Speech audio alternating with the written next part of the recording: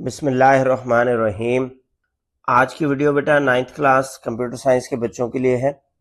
इसमें हम chapter number 1 introduction to computational systems इसको डिटेल से डिस्कस करेंगे बेटा, तमाम टॉपिक्स इसके। फर्स्ट टॉपिक है बेटा आपका थ्योरी ऑफ सिस्टम्स। सबसे पहले वो आपको ये समझाना चाहता है कि सिस्टम क्या है। स्टेप बाय स्टेप मैं लाइन बाय लाइन आपको एक्सप्लेनेशन दूंगा ताकि आपको समझने में आसानी रहे। A system is an organized collection of interdependent parts that work together।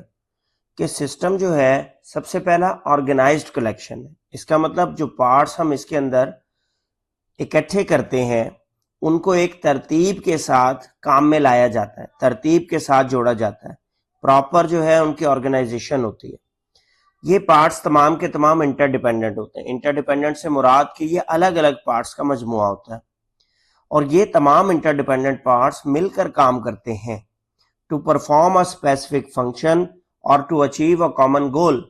Her machine का, हर सिस्टम का एक पर्पस होता है, एक गोल होता है, एक मकसद होता है, जिस मकसद को हासिल करने के लिए ये तमाम पार्ट्स मिलकर काम करते हैं, तब जाकर एक सिस्टम डेवलप होता है। Idea of system is useful to explain both external reality as well as the internal one. कि सिस्टम का जो आइडिया है वो आपको एक्सटर्नल एनवायरनमेंट के बारे में भी बताता है और इंटरनल एनवायरनमेंट के बारे में भी बताता है। एक्सटर्नल एनवायरनमेंट से मुराद के जो बैरूनी असरात हैं वो उस सिस्टम के ऊपर क्या असर डालते हैं और इस सिस्टम के अंदर जो पार्ट्स मौजूद हैं उनका आपस के अंदर क्या कनेक्शन है। An information system is a combination of technology and people that collects data, process data, store data and share data। अब अगर एक एग्जाम्पल के तौर पर इंफॉर्मेशन सिस्टम को लिया जाए, कंप्यूटराइज सिस्टम को लिया जाए, तो ये बेटा टेक्नोलॉजी और लोगों का वो मजमुआ है, कंप्यूटर और लोगों का वो मजमुआ है जो डाटा कलेक्ट करता है, फिर उस डाटा पे प्रोसेसिंग करते हैं, हम डाटा को स्टोर करते हैं फॉर फ्यूचर यूज, डाटा को लोगों के साथ शेयर करते हैं ताकि वो डाटा जो है अब प्रोसेस होने के बाद इंफॉर्मेशन में कन्वर्ट हो चुका है। उस इंफॉर्मेशन की बुनियाद पर इदारे भी और वो इंडिविजुअल भी जिसने वो डाटा प्रोसेस करवाया है उसकी बुनियाद पर डिसीजन लेता है। फॉर एग्जांपल बेटे आपको एक इंफॉर्मेशन सिस्टम की मिसाल दूं मैं कि आपका बोर्ड जो है जिस तरीके से एग्जाम आपका कंडक्ट करता है, अब जब बोर्ड ने एग्जाम कंडक्ट किया तो आपका सारा डाटा इकट्ठा कर लिया कि किस किस बच्चे का क्या रोल नंबर था, कितने मार्क्स आए। उस डाटा के ऊपर प्रोसेसिंग की गई और उस डाटा को तरतीब लगाया गया। जिन बच्चों के मार्क्स ज्यादा थे उनको लिस्ट में ऊपर रखा गया, जिनके मार्क्स कम थे बिल तरतीब उनको नीचे रखा गया। अब एंड ऑफ द डे जब डाटा ऑर्गेनाइज हो गया, डाटा प्रोसेसिंग हो गई कंप्लीट, तो उन्होंने देखा कि इसकी बुनियाद पर क्या डिसीजन लेना है। उन्होंने जब summary of the data generate किया तो कहा कि जी 60% बच्चे जो है वो मुल्तान बोर्ड में पास हो सके हैं और 40% बच्चे जो हैं वो पास नहीं हो सके हैं। ठीक है, तो इस तरीके से इंफॉर्मेशन सिस्टम जो है डाटा को कन्वर्ट करता है इंफॉर्मेशन में, जिसकी बुनियाद पर डिसीजन मेकिंग की जाती है। All the components of the system are in some way related to each other। System के तमाम कंपोनेंट्स किसी न किसी तरीके से एक दूसरे के साथ कनेक्ट होते हैं, एक दूसरे का साथ देते हैं ताकि overall function of the system perform किया जा सके। And functioning of other component enhance the operation of the system. इसी तरीके से ये तमाम कंपोनेंट्स जो है सिस्टम की परफॉर्मेंस को इंक्रीज करते हैं। अब आपकी स्क्रीन पर बेटा एक कंप्यूटर सिस्टम की एग्जांपल आपको दिखाई गई है। अब इस कंप्यूटर सिस्टम में आप देखें कि कितने कंपोनेंट्स हैं। सबसे पहले सिस्टम यूनिट, आउटपुट डिवाइसेस में आपके पास एलसीडी और प्रिंटर, इसी तरीके से इनपुट डिवाइसेस में आपके पास माउस और कीबोर्ड है और मैथ स्टोरेज डिवाइस के तौर पर आपको हार्ड डिस्क ड्राइव एक एक्सटर्नल दिखाई गई है। इस सिस्टम यूनिट की अगर बात करें तो इसके अंदर भी और बहुत सारे छोटे सिस्टम्स मौजूद हैं, छोटे कंपोनेंट्स मौजूद। अब ये तमाम कंपोनेंट्स मिलके कंप्यूटर सिस्टम बनाते हैं। कीबोर्ड और माउस की मदद से इनपुट दी जाती है सिस्टम यूनिट को। सिस्टम यूनिट जो है उसके ऊपर प्रोसेसिंग करता है। प्रोसेसिंग करने के बाद जो स्टोरेज के लिए डाटा जनरेट होता है, जो इंफॉर्मेशन स्टोरेज के लिए जनरेट होती है, उसको स्टोरेज डिवाइस में स्टोर किया जाता है, और जो आउटपुट के लिए जनरेट होती है उसको आउटपुट डिवाइसेस पे भेज दिया जाता है। इस तरीके से ये तमाम कंपोनेंट्स मिलकर फंक्शन परफॉर्म कर रहे हैं एक कंप्यूटर सिस्टम का। नेक्स्ट हमारा टॉपिक है बेटा basic concepts of a system. अब सिस्टम को मजीद एक्सप्लेन करना चाहता है तो system is described by its objectives, components, kind, communication among components, और last part environment in which it works. तो ये 4 पॉइंट्स आप अलग अलग बना लेंगे। सबसे पहला objective of a system. Her system के कुछ मकासद होते हैं, कुछ गोल्स होते हैं जिसके लिए उस सिस्टम को डिजाइन किया जाता है। कंपोनेंट्स ऑफ अ सिस्टम, उस सिस्टम के वो हिस्से जो मिलकर काम करेंगे इस गोल को अचीव करने के लिए, इस मकसद को हासिल करने के लिए, जैसे अभी मैंने आपको कंप्यूटर सिस्टम के कंपोनेंट्स दिखाए। फिर उस सिस्टम का कम्युनिकेशन सिस्टम, कि ये कंपोनेंट्स आपस में एक दूसरे के साथ कोऑर्डिनेट कैसे करेंगे, एक दूसरे के साथ डाटा कैसे शेयर करेंगे, एक दूसरे तक अपना पैगाम कैसे पहुंचाएंगे। And environment in which it works, और सिस्टम का एनवायरनमेंट बेटा वो आपको फैक्टर्स बताता है कि ये किस एरिया में काम करेगा, स्कोप ऑफ द सिस्टम क्या है। अब देखिए फॉर एग्जांपल अगर हमने एक कंप्यूटर सिस्टम की बात की है तो यकीनी बात है ये स्कूल में, कॉलेज में, दफातर में, आपके घरों में, बैंक्स में, बिजनेसेस में यहां इस्तेमाल होगा। अगर आप एक जूसर ब्लेंडर की बात करते हैं तो जूसर ब्लेंडर जूस निकालता है फ्रूट्स का, उसका एनवायरनमेंट यकीनी बात है चेंज है। इसी तरह अगर आप एक थर्मोस्टेट की बात करते हैं जो कि एक टेम्परेचर सेंसर डिवाइस है, वो यकीनी बात है या तो ओवन में इस्तेमाल होगा, फ्रिज में इस्तेमाल होगा, ठीक है। अब सिस्टम जो है वो उसका एनवायरनमेंट होता है कि वो कहां पर काम करेगा। तमाम कंपोनेंट सिस्टम के एक दूसरे से कम्युनिकेट करते हैं to achieve the system objective in the given environment, ताकि वो उस सिस्टम के गोल को परफॉर्म कर सकें, उसके ऑब्जेक्टिव को अचीव कर सकें। सिस्टम बेटा छोटे से छोटा भी हो सकता है, सिंपल से सिंपल जैसे कि थर्मोस्टेट, और कॉम्प्लेक्स सिस्टम भी है जैसे हमारी बॉडी देख लें, कंप्यूटर नेटवर्क का सिस्टम, इंटरनेट का सिस्टम देख लें। हमारी बॉडी में बेटा बेतहाशा ऐसे छोटे कंपोनेंट्स मौजूद हैं जो एक दूसरे के साथ कनेक्टेड हैं via channels of communication. Neural network जो है, हमारा जो दिमाग है, वो इनको सबको कंट्रोल करता है, और हमारी बॉडी का बहुत कॉम्प्लेक्स सिस्टम है। अब बेटा वन बाय वन इनको एक्सप्लेन करते हैं। सबसे पहले objective of a system. Every system has a purpose और goal that it wishes to fulfil. हर सिस्टम के अपने कुछ मकासद होते हैं जिसके लिए वो सिस्टम डिफाइन किया जाता है, डिस्क्राइब किया जाता है, ये उसके ऑब्जेक्टिव कहलाते हैं। Analysing a system operation require understanding its aim, कि किसी सिस्टम का तज्जिया करना इस बात की ज़रूरत को प्रोवाइड करता है कि हम उसके मकसद को पहले समझें। अगर हमें ये पता होगा कि ये क्या आउटपुट जनरेट करना चाहता है, इसका मकसद क्या है, तो तभी हमें उस सिस्टम की तज्जिया करने का फायदा होगा। This insight improve the efficiency and efficacy of the present system. इस बगौर मुआयना करने से आपके मौजूदा सिस्टम की एफिशिएंसी इंक्रीज होगी। फॉर एग्जाम्पल एक ट्रांसपोर्ट सिस्टम है बेटा। अब ट्रांसपोर्ट सिस्टम का एम क्या होता है कि एक जगह से दूसरी जगह लोगों को मुंतकिल करना, एक जगह से दूसरी जगह प्रोडक्ट्स को मुंतकिल करना। इसी तरह बेटे कंप्यूटर सिस्टम का मकसद क्या है, ये डेटा को प्रोसेस करता है और कन्वर्ट करता है यूजफुल इंफॉर्मेशन में, ताकि लोग इसकी बुनियाद पर डिसीजन ले सकें, ताकि हम उस यूजफुल इंफॉर्मेशन की बुनियाद पर अपने काम को आसान कर सकें। नेक्स्ट आ जाता है आपके पास कंपोनेंट्स ऑफ द सिस्टम। किसी भी सिस्टम के बिल्डिंग ब्लॉक्स होते हैं, उसके कंपोनेंट्स, जिनसे मिलकर वो बनता है। हर कंपोनेंट अपना किरदार अदा करता है। हर component overall functionality of the system में, overall goal achievement of the system में अपना हिस्सा मिलाता है।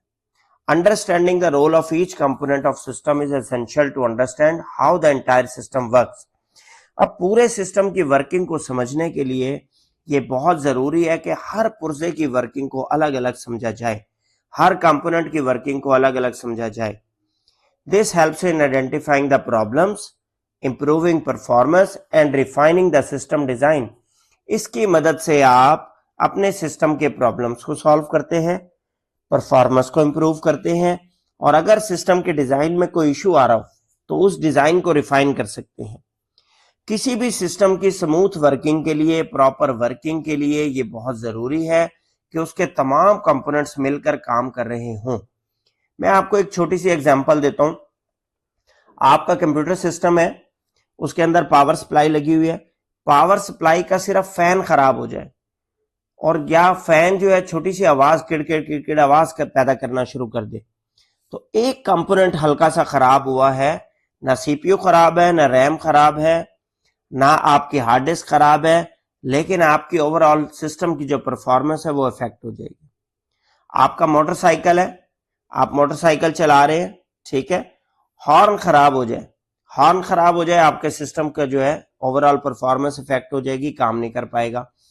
तो कंपोनेंट्स ऑफ द सिस्टम में किसी भी सिस्टम के तमाम कंपोनेंट्स को ओवरऑल फंक्शनैलिटी को समझना बड़ा जरूरी है।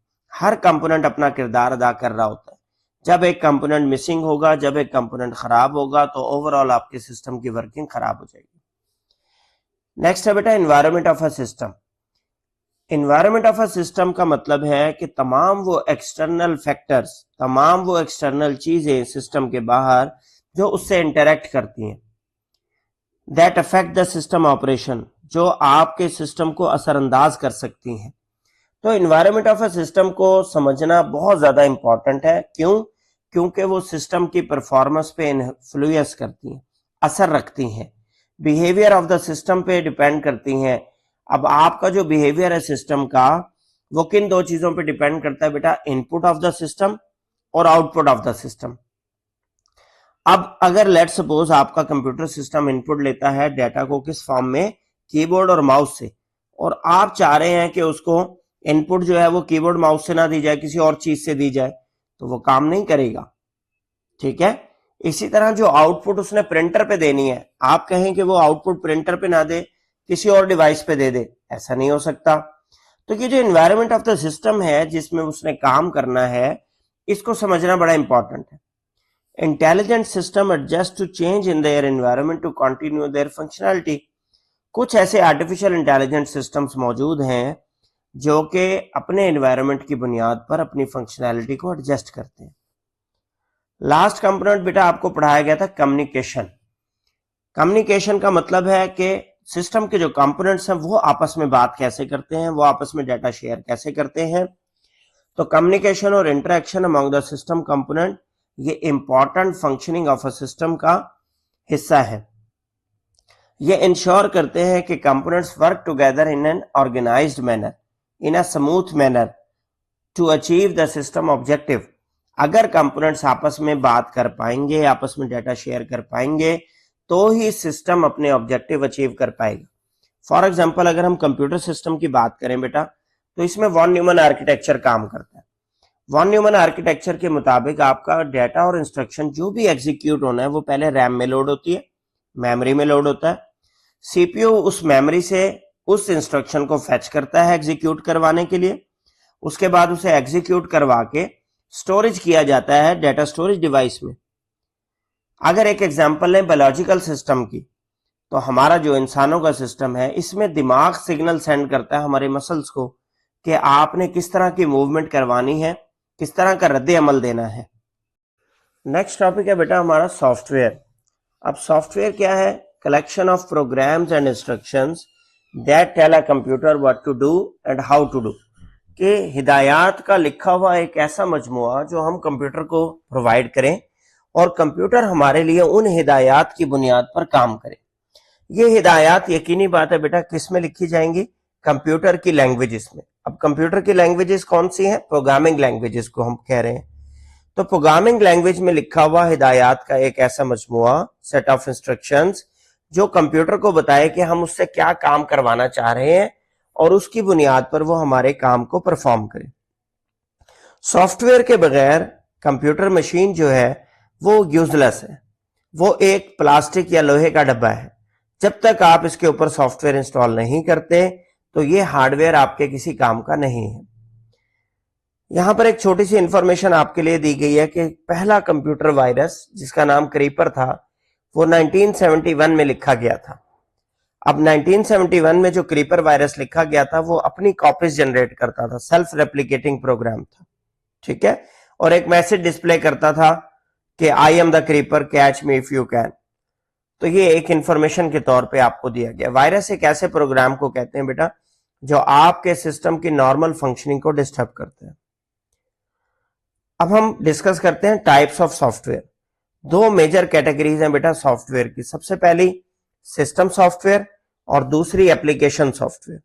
देखिए इसका वर्ड क्या है, सिस्टम सॉफ्टवेयर, मतलब एक ऐसा सॉफ्टवेयर जिसने आपके सिस्टम के रिसोर्सेज को कंट्रोल करना है, ठीक है, आपके सिस्टम के हार्डवेयर को कंट्रोल करना है, इसको सिस्टम सॉफ्टवेयर कहते हैं। System software is design to manage the system resources and provide a platform for application software to run. System software की मदद से सिस्टम के रिसोर्सेज, जिनमें हार्डवेयर रिसोर्सेज आ जाते हैं, आपकी रैम, आपका सीपीयू, आपका मदरबोर्ड, आपके सिस्टम में लगे हुए जितने भी कंपोनेंट्स हैं, उन तमाम को ये हैंडल करता है, ठीक है। फिर एप्लीकेशन सॉफ्टवेयर को रन करने के लिए एक प्लेटफॉर्म मुहैया करता है। जब ये हार्डवेयर को कंट्रोल करने के काबिल हो जाता है तो फिर ये हमें ब्रिज के तौर पर काम करके देता है कि जी हाँ जी, आपने जो यूजर एप्लीकेशन चलानी है मैं उसका काम आपका हार्डवेयर से करवा दूंगा। सिस्टम सॉफ्टवेयर में बेटा ऑपरेटिंग सिस्टम्स आते हैं जिनमें, जिससे आप फेमिलियर हैं बहुत ज्यादा, वो माइक्रोसॉफ्ट विंडोज, आपके सिस्टम पे विंडो इंस्टॉल हुई होगी, मैक ऑपरेटिंग सिस्टम है, लिनक्स है, आप अपने मोबाइल में देख लें एंड्रॉयड ऑपरेटिंग सिस्टम है, इसके अलावा सन सोलारिस है मार्केट में, यूनिक्स ऑपरेटिंग सिस्टम है, बेताशा ऑपरेटिंग सिस्टम मार्केट में मौजूद है। फिर आ जाता है आपके पास डिवाइस ड्राइवर्स। डिवाइस ड्राइवर्स की जरूरत आपको तब पड़ती है जब आप अपने सिस्टम के साथ कोई भी नई डिवाइस अटैच करते हैं, हार्डवेयर डिवाइस, और उसका सॉफ्टवेयर इंस्टॉल करने लगते हैं, तो उसको डिवाइस ड्राइवर कहते हैं। जैसे आपने प्रिंटर अटैच किया, उसके लिए ड्राइवर चाहिए, आपने ग्राफिक कार्ड लगाया, उसके लिए ड्राइवर आप इंस्टॉल करेंगे, आपने साउंड कार्ड लगाया, उसके लिए ड्राइवर अटैच करेंगे, ठीक है, इंस्टॉल करेंगे। नेक्स्ट आ जाता है यूटिलिटी प्रोग्राम्स। यूटिलिटी प्रोग्राम्स वो होते हैं बेटा जो आपके सिस्टम की एक्स्ट्रा फंक्शनैलिटी प्रोवाइड करते हैं, जैसा कि एंटीवायरस सॉफ्टवेयर, डिस्क क्लीनअप का टूल, डिस्क मैनेजमेंट का टूल, बैकअप सॉफ्टवेयर। ये वो सॉफ्टवेयर हैं जो आपके सिस्टम की मैनेजमेंट में आपकी मदद करते हैं। सेकेंड कैटेगरी है टाइप्स ऑफ सॉफ्टवेयर की, application software. Application software design किया जाता है बेटा कि वो हमारे काम करवाते हैं, स्पेसिफिक टास्क परफॉर्म करता है यूजर के लिए, यूजर की नीड्स को फुलफिल करता है। ये सिस्टम सॉफ्टवेयर से बिल्कुल डिफरेंट होता है, ठीक है। फॉर एग्जांपल, आपको गाना सुनना है, आपको वीएलसी मीडिया प्लेयर चाहिए, विंडो मीडिया प्लेयर चाहिए, आपने वर्किंग करनी है कोई डॉक्यूमेंट्स के ऊपर तो वर्ड प्रोसेसर चाहिए आपको, माइक्रोसॉफ्ट वर्ड, गूगल डॉक्स, आपको वेब ब्राउजर पे कोई वेबसाइट ओपन करनी है, आपको गूगल क्रोम चाहिए, मोजिला फायरफॉक्स चाहिए, सफारी चाहिए, ठीक है। इसी तरह अगर आपने गेम्स खेलनी है, माइनक्राफ्ट के नाम से गेम है, फोर्टनाइट के नाम से, अमॉन्ग अस के नाम से, बेतहाशा गेम्स के सॉफ्टवेयर मौजूद है, आप कोई भी नाम यहां लिख सकते हैं। मीडिया प्लेयर है, आपने गाना सुनना है, आपने वीडियो देखनी है, उसमें काम आएगा, वीएलसी मीडिया प्लेयर है, विंडो मीडिया प्लेयर है, मुख्तलिफ मीडिया प्लेयर्स के आप यहां पर नाम लिख सकते हैं। अब यहां पर एक छोटी सी समरी आपको बता दी गई है सिस्टम सॉफ्टवेयर और एप्लीकेशन सॉफ्टवेयर के दरमियान, कि सिस्टम सॉफ्टवेयर का पर्पस क्या है, to manage and operate computer hardware resources, making it possible for application software to run. System के रिसोर्सेज को मैनेज करना और सिस्टम को इस काबिल बनाना कि आप उसके ऊपर एप्लीकेशन सॉफ्टवेयर रन कर सके, ये पर्पस है सिस्टम सॉफ्टवेयर का। इसके बरक्स application software helps the user to perform their task. Application software की मदद से यूजर अपने टास्क परफॉर्म करता है। एग्जाम्पल में सिस्टम सॉफ्टवेयर की operating system, device drivers, utility softwares, और एप्लीकेशन सॉफ्टवेयर की एग्जांपल में आप लिख सकते हैं वर्ड प्रोसेसर, वेब ब्राउजर और गेम्स। इंस्टॉलेशन सिस्टम सॉफ्टवेयर की प्री इंस्टॉल्ड होनी चाहिए कंप्यूटर पे। सबसे पहले आप कंप्यूटर पे सिस्टम सॉफ्टवेयर इंस्टॉल करेंगे, अपना ऑपरेटिंग सिस्टम इंस्टॉल करेंगे, विंडोज इंस्टॉल करेंगे, तभी आप एप्लीकेशन सॉफ्टवेयर इंस्टॉल कर पाएंगे। Application software can be installed by the user as needed, कि जब जरूरत पड़े एप्लीकेशन सॉफ्टवेयर की उस वक्त इंस्टॉल किया जा सकता है, लेकिन सिस्टम सॉफ्टवेयर के बगैर आप अपने कंप्यूटर को इस्तेमाल नहीं कर सकते। यहां पर आपके लिए एक सलाह लिखी गई है, एक तजवीज लिखी गई है कि always keep your system software updated to ensure your computer run smoothly, कि हमेशा अपने सिस्टम सॉफ्टवेयर को अपडेट रखें, एंटीवायरसेस को अपडेट रखें, अपने ऑपरेटिंग सिस्टम को अपडेट रखें, ताकि आपका सिस्टम सिक्योरिटी थ्रेट्स के से महफूज रह सके और स्मूथ वर्किंग कर सके। नेक्स्ट हमारा टॉपिक है बेटा architecture of Von Neumann computers. तो वॉन न्यूमन नामी बंदे ने एक आर्किटेक्चर दिया कंप्यूटर का। आर्किटेक्चर से मुराद होता है बेटा कंपोनेंट्स किस तरीके से जोड़े जाएंगे। कंप्यूटर के कंपोनेंट्स को जोड़ने की तरतीब को कंप्यूटर आर्किटेक्चर कहते हैं। तो वॉन न्यूमन नामी बंदे ने कहा कि hardware of the computer system जो है वो 4 चीज़ों पर मुश्तमिल होना चाहिए। उसमें सबसे पहले मेमोरी, फिर central processing unit CPU, input और आउटपुट मैकेनिज्म, इनपुट डिवाइसेस और आउटपुट डिवाइस। ये 4 मेन कंपोनेंट्स जो है उसने बताए कि आपके कंप्यूटर सिस्टम के होने चाहिए।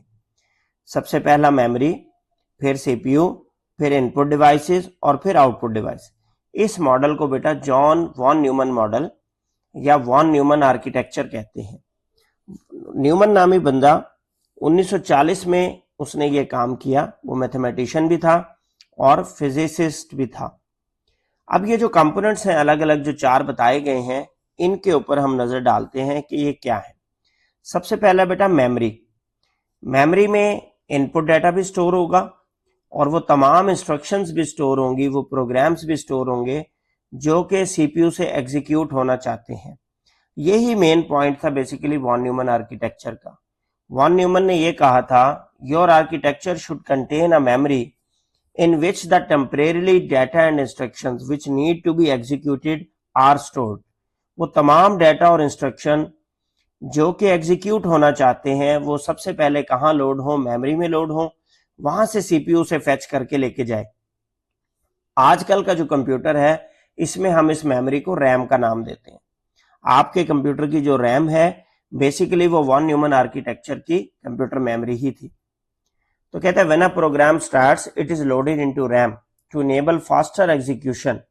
जब आप किसी प्रोग्राम को स्टार्ट करते हैं, आप डबल क्लिक करते हैं किसी तस्वीर को ओपन करने के लिए, किसी वीडियो को ओपन करने के लिए, किसी फोल्डर को ओपन करने के लिए, तो वो सबसे पहले कहाँ लोड होता है, रैम में, और वहां से सीपीयू से फेच करके लेके जाता है और देन उसे एग्जीक्यूट करता है। अब रैम में क्यों लोड करना पड़ा, हार्ड डिस्क से क्यों नहीं चलाया? हार्ड डिस्क की स्पीड होती है बेटा एक्सेस टाइम स्लो होता है, तो लिहाजा हार्ड डिस्क की स्पीड कम होती है और रैम की स्पीड होती है ज्यादा। इस वजह से रैम को इंट्रोड्यूस करवाया गया। सेकंड कंपोनेंट उसने कहा क्या होना चाहिए कंप्यूटर आर्किटेक्चर में, सीपीयू, सेंट्रल प्रोसेसिंग यूनिट, जिसने आने वाली इंस्ट्रक्शंस पे, आने वाले डाटा पे तमाम ऑपरेशंस परफॉर्म करने हैं, कमांड को एग्जीक्यूट करवाना है। इसमें एडिशन और सब्ट्रैक्शन के ऑपरेशंस भी होते हैं और इसमें लॉजिकल ऑपरेशंस भी होते हैं, जिसमें कंपैरिजन ऑपरेटर जिन्हें हम कहते हैं। अब इसके 2 यूनिट्स होते हैं बेटा सीपीयू के, एक अरिथमेटिक लॉजिक यूनिट और दूसरा control unit. Arithmetic logic unit एक तो अरिथमेटिक ऑपरेशन परफॉर्म करवाता है जिनमें addition, subtraction, multiplication, division, modulus, और दूसरे लॉजिकल ऑपरेशन जिनमें कंपैरिजन ऑपरेटर्स इस्तेमाल होते हैं, greater than, less than, greater equal to, less than equal to, equal to और नॉट इक्वल टू। सेकंड इसका कंपोनेंट होता है बेटा control unit. Control unit CPU की एक्टिविटीज को गवर्न करता है, कमांड रखता है bye instructing the arithmetic logical unit and memory to execute task according to the program instruction.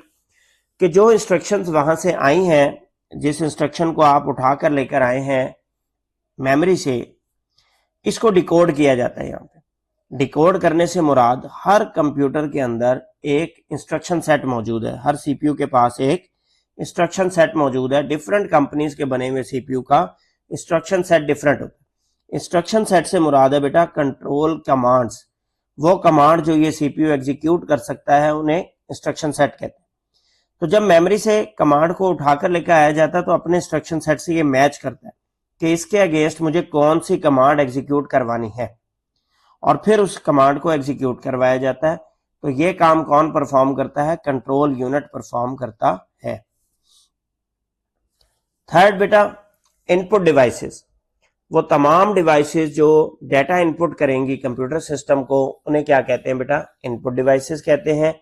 तो उसने कहा कि इस आर्किटेक्चर में इनपुट डिवाइसेस का होना लाजमी है, जिसमें आपकी कीबोर्ड आ जाता है, माउस आ जाता है, माइक्रोफोन आ जाता है, ठीक है। इसके बाद है बेटा आउटपुट डिवाइसेस। आउटपुट डिवाइसेस जो है वो तमाम डिवाइसेस जिन पर आउटपुट को या डिस्प्ले किया जाएगा या आउटपुट जो है वो हार्ड फॉर्म में निकाली जाएगी। जैसे कि आउटपुट डिवाइसेस में आपके पास मॉनिटर आ जाता है, प्रिंटर आ जाता है।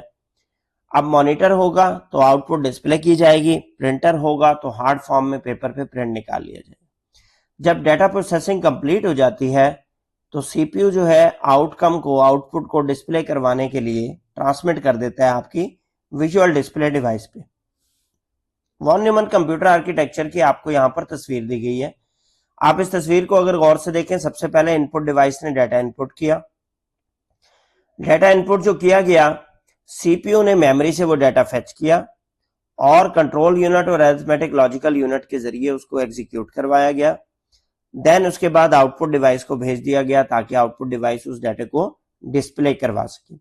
तो ये बेसिकली पूरा साइकिल है वॉन न्यूमन कंप्यूटर आर्किटेक्चर का। इसे मजीद भी वो आगे चल के चैप्टर में डिटेल से डिस्कस कर रहा है। अब यहाँ पर एक डेफिनेशन लिखी गई है बेटा आपके लिए, सिस्टम बस। ये तमाम कंपोनेंट्स जो आपस में बात कर रहे हैं, ये किसके थ्रू करते हैं? बसेस के थ्रू।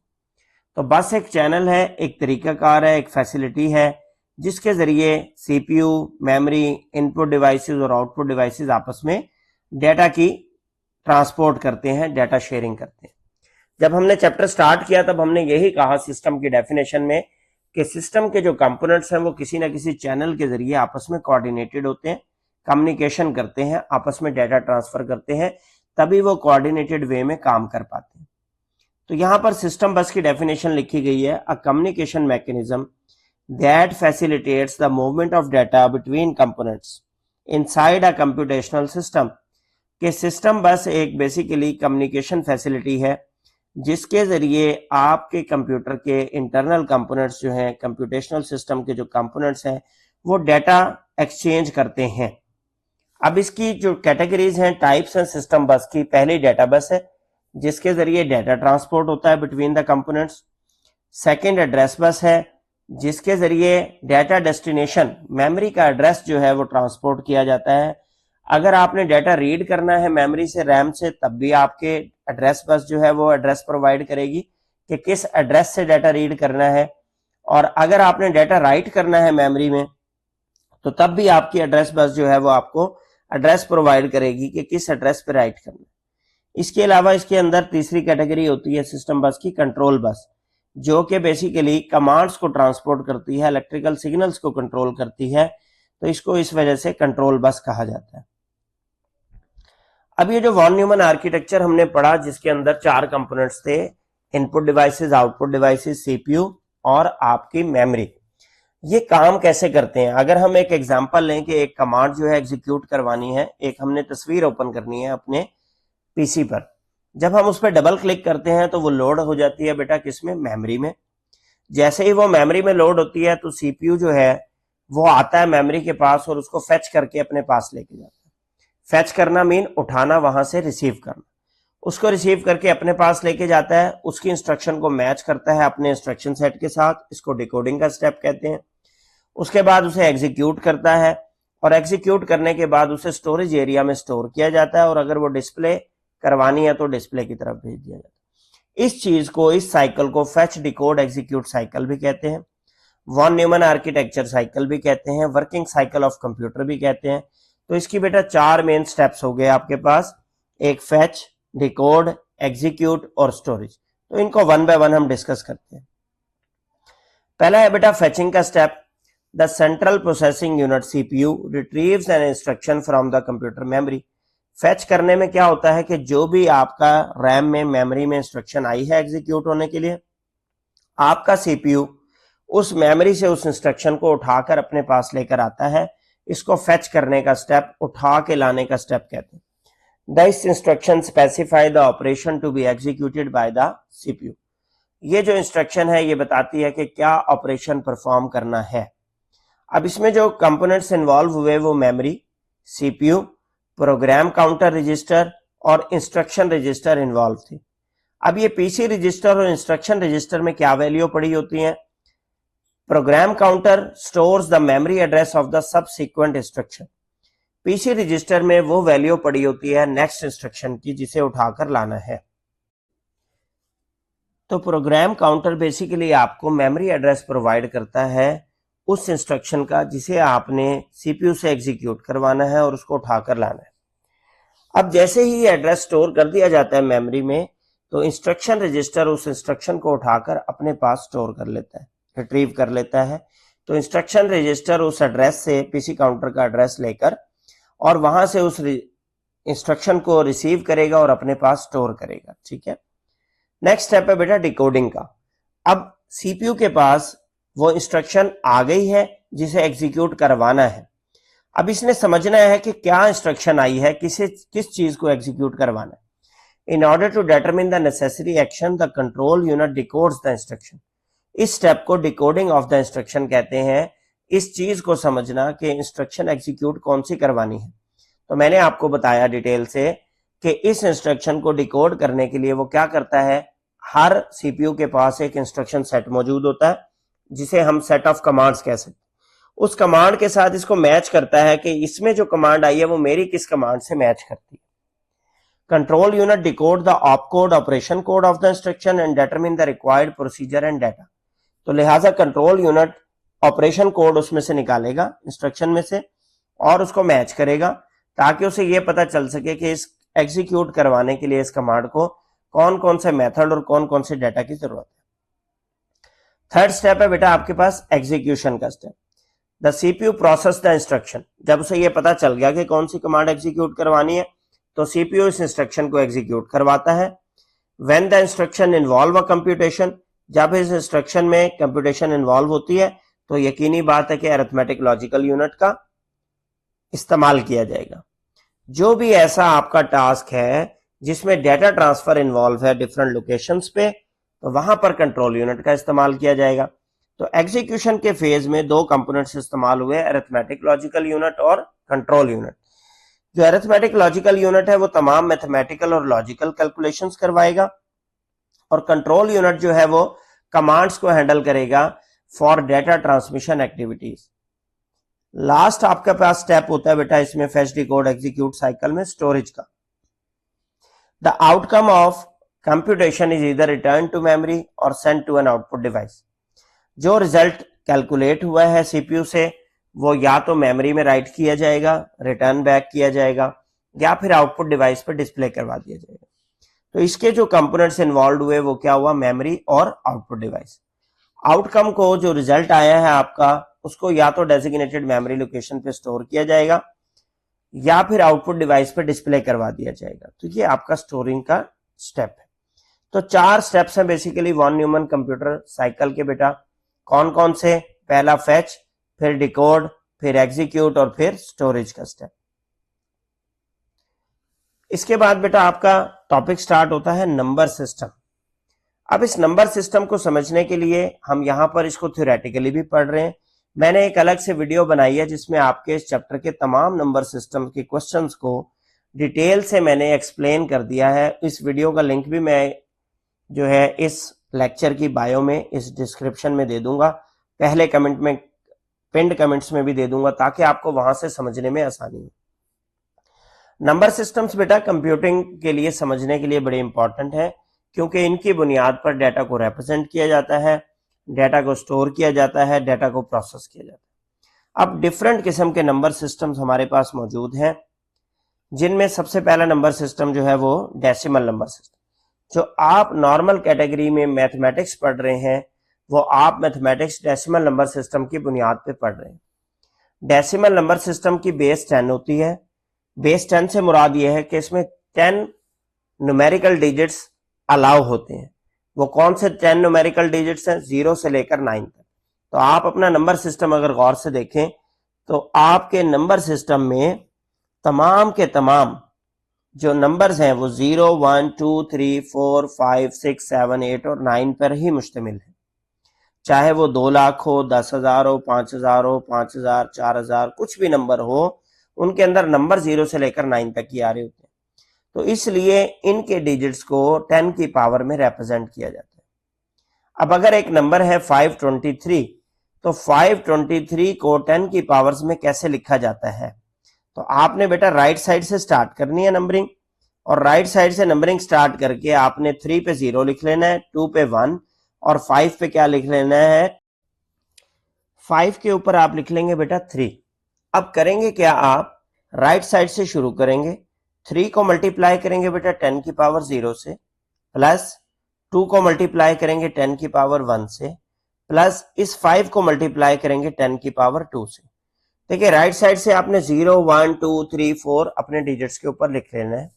उसके बाद आपने 1 बाय 1 जो नंबर आपने उसके ऊपर लिखा हुआ है उसको 10 की पावर लेनी है और उस डिजिट से मल्टीप्लाई करना है और तमाम रिजल्ट्स को ऐड कर लेना है।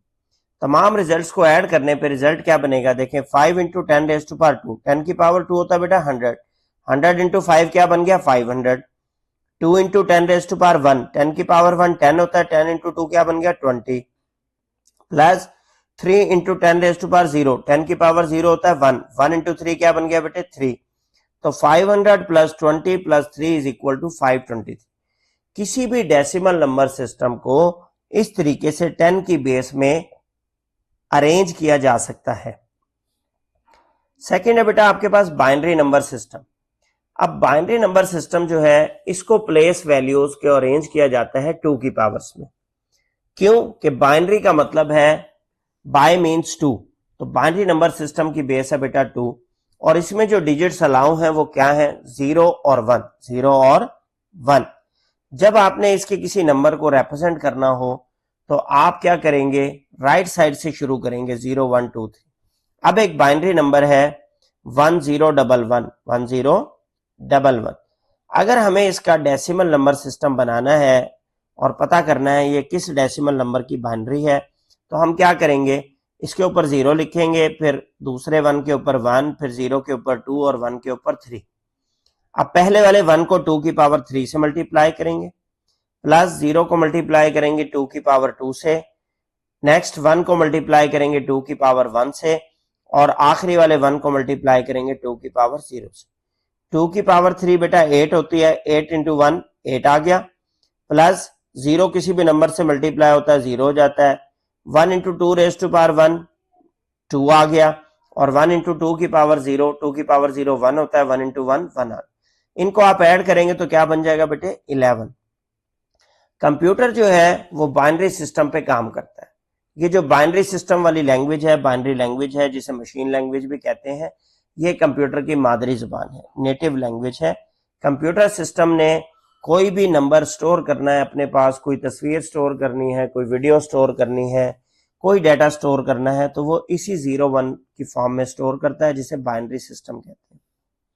तो डिजिटल सर्किट्स की 2 स्टेट्स होती हैं बेटा, ऑन या ऑफ। ऑन को 1 से रिप्रेजेंट करते हैं और ऑफ को किससे रिप्रेजेंट करते हैं? 0 से। जब हम टाइप करते हैं कीबोर्ड पे कोई भी डाटा तो कंप्यूटर उसे ट्रांसलेट करता है बाइनरी में, चाहे वो नंबर्स हो, चाहे वो टेक्स्ट हो, चाहे वो इमेजेस हो, चाहे वो साउंड्स हो, किसी भी लेवल का डाटा हो तो वो कन्वर्ट किया जाएगा किसमें बेटा? बाइनरी में कन्वर्ट किया जाएगा। ठीक है, फिर आ जाता है आपके पास next topic, conversion from decimal to binary, कि डेसिमल से बाइनरी में कैसे कन्वर्ट किया जाता है। अब डेसिमल से बाइनरी में कन्वर्ट करने के लिए आप 2 से डिवाइड करते हैं, जो भी नंबर है आप 2 से डिवाइड करेंगे और रिमाइंडर को रिकॉर्ड करते चले जाएंगे। अगर ऑड नंबर को 2 से डिवाइड करेंगे बेटा रिमाइंडर 1 बचेगा और इवन नंबर को 2 से डिवाइड करेंगे तो हमेशा रिमाइंडर क्या बचेगा? 0 बचेगा। अब 2 से आपने कब तक डिवाइड करना है? जब तक आपका जो कोशंट है वो 0 ना हो जाए, कोशंट खत्म ना हो जाए आपका। अगर हम इसकी विजुअल रिप्रेजेंटेशन देखना चाहें तो यहां देखें 83 को बाइनरी की बाइनरी बनानी है। अब राइट साइड वाले इस टेबल को देखें जहां पे डिवीजन मैं आपको समझाने लगा हूं, तो आप देखें 2 से डिवाइड किया 83 को, तो ये ऑड नंबर है, रिमाइंडर क्या बचेगा 1, 2 4 आर 8, 2 1 आर 2, 1 आपका रिमाइंडर आ गया। ठीक है, इसी तरीके से 41 को अब 2 से डिवाइड करेंगे, 2 2 आर 4 और 2 0 आर 0, रिमाइंडर क्या बच गया बेटे 1। फिर 20 को 2 से डिवाइड किया, 2 1 आर 2, 2 0 आर 0, रिमाइंडर बच गया 0। क्यों 0 रिमाइंडर बचा? क्योंकि 20 एक इवन नंबर था। अब 10 भी इवन नंबर है, 2 5 आर 10, रिमाइंडर क्या बचा बेटे 0। इसी तरह 5 को डिवाइड किया, 2 2 आर 4, रिमाइंडर बचा 1। 2 को डिवाइड किया, 2 1 आर 2, रिमाइंडर बचा 0। और 1 को डिवाइड किया, 2 0 आर 0, रिमाइंडर बचा 1। अब नीचे से ऊपर की तरफ इस नंबर को रिकॉर्ड कर लें। जब आप इस नंबर को नीचे से ऊपर की तरफ रिकॉर्ड करेंगे तो ये बन गया 10100011। तो आप देखें कि 83 की बाइनरी क्या लिखी है उसने, 10100011। ठीक है, इसके अलावा जिस वीडियो में मैंने आपको ये कन्वर्जन सिस्टम सिखाया है उसमें मैंने आपको शॉर्टकट कीज भी बताई है, तो आप उस वीडियो को विजिट करेंगे तो आप शॉर्टकट तरीके से वेरीफाई भी कर सकेंगे कि ये बाइनरी 83 की है या नहीं। नेक्स्ट है बेटा आपके पास number system, octal number system. Octa कहते हैं बेटा 8 को, तो ऑक्टल नंबर सिस्टम की बेस है 8। बेस 8 होने की वजह से उसका जो आपके पास नंबर अलाउ है वो है 0 से लेकर 7 तक, 0 1 2 3 4 5 6 और 7। Last digits single digit power of 8 कैसे बनता है? आपने क्या करना है, जिस नंबर को रिप्रेजेंट करना है आपने वापस डेसिमल में, जैसे यहां पर दिया गया है 157 को, तो आप 7 के ऊपर क्या लिख लेंगे बेटा 0, और 5 के ऊपर क्या लिख लेंगे 1, और 1 के ऊपर क्या लिख लेंगे 2। तो 1 को मल्टीप्लाई करेंगे आप 8 की पावर 2 से, प्लस 5 को मल्टीप्लाई करेंगे 8 की पावर 1 से, और फिर 7 को मल्टीप्लाई करेंगे 8 की पावर 0 से। अब 8 की पावर 2 बेटा 64 होती है, 64 1 जार 64 हो गया। 8 की पावर 1 8 होती है, 8 5 जार 40 हो गया। और 8 की पावर 0 1 होती है, तो 1 इंटू 7 7 हो गया। इन तीनों नंबर्स को आपने ऐड किया तो ये बन गया 64 प्लस 40 प्लस 7 111। तो ये इसका मतलब है डेसिमल में क्या नंबर था 111, जिसकी ऑक्टल वैल्यू क्या बनी थी 157। इस तरीके से आप किसी भी ऑक्टल नंबर को वापस डेसिमल नंबर सिस्टम में कन्वर्ट कर सकते हैं। नेक्स्ट है आपके पास कि अगर ऑक्टल नंबर सिस्टम में से किसी नंबर को डायरेक्ट आपने बाइनरी नंबर सिस्टम में कन्वर्ट करना हो तो उसका क्या तरीका है। किसी भी ऑक्टल नंबर को अगर आप बाइनरी में रिप्रेजेंट करना चाहते हैं तो बेटा आप उस नंबर की 3 बिट बाइनरी बनाएंगे। ऑक्टल नंबर के हर डिजिट की 3 बिट बाइनरी आप बनाएंगे ताकि आप उसे रिप्रेजेंट कर सकें डायरेक्ट बाइनरी में। तो उसका तरीकाकार क्या है, एक तो ये टेबल आपके पास राइट साइड पे दिया गया है, देखें 0 की बाइनरी 000, 1 की बाइनरी 001। अब 1 की बाइनरी होती तो 1 है, लेकिन क्या है कि पीछे जो 2 डिजिट है वहां आप क्या प्लेस कर देंगे 0। 2 की बाइनरी बेटा 10 होती है, 2 को 2 से डिवाइड करें ना, देखें 2 1 2 क्या बचेगा 0, 10 बाइनरी बनी, लेकिन पीछे आप 0 प्लेस कर देंगे। 3 की बाइनरी 1 1 होती है, पीछे एक डिजिट फ्री है, आप 0 प्लेस करेंगे। 4 की बाइनरी 100, 5 की 101, 6 की 110 और 7 की 111। कैसे बनाएंगे ये, आप 4 को 2 से डिवाइड करते चले जाएं, जैसे मैंने आपको डेसिमल से बाइनरी बनाना बताया, तो ये बाइनरी आपके पास आ जाएगी। अब आपके पास एक नंबर है जिसे आपने रिप्रेजेंट करना है ऑक्टल से बाइनरी या बाइनरी से ऑक्टल। अब देखिए यहां पर एक बाइनरी नंबर दिया गया एग्जांपल में आपको 110, 101 और 011। आपने हमेशा राइट से शुरू करना है। कहां से शुरू करना है, राइट से, और राइट से शुरू करके 3 3 के पेयर बनाए। पहला पेयर क्या बना 011। अब 011 किस चीज की बाइनरी है, आपके पास सामने आपको टेबल में नजर आ रहा है कि 011 3 की बाइनरी है। किसकी बाइनरी है 3 की, ये देखें यहां से आप देखें, क्लियर है। उसके बाद नेक्स्ट क्या है 101। अब ये जो 101 है ये है 5 की बाइनरी। उसके बाद है आपके पास 110, 110 आपके पास है 6 की बाइनरी। अब इसी तरतीब में इसको रिप्लेस कर दें तो ये बन गया ऑक्टल में 6 5 और 3, 6 5 और 3। आपने हमेशा राइट से लेफ्ट पेयर बनाने, ताकि अगर लेफ्ट साइड पे कोई डिजिट कम हो तो वहां पर क्या लगा देंगे, 0 बना देंगे। उसके बाद आप इसकी रिप्रेजेंटेशन देखेंगे ऑक्टल की और रिप्लेस कर देंगे। तो इस तरह आप ऑक्टल से बाइनरी और बाइनरी से ऑक्टल में कन्वर्ट कर सकते हैं। किसी भी नंबर की 3 बिट बाइनरी बनाएंगे तो आप बाइनरी में रिप्रेजेंट कर सकेंगे। अगर आपके पास बाइनरी मौजूद है तो उसकी मदद से ऑक्टल बना लें आप 3 बिट बाइनरी के 3-3 के पेयर बना के, तो आप ऑक्टल में रिप्रेजेंट कर पाएंगे।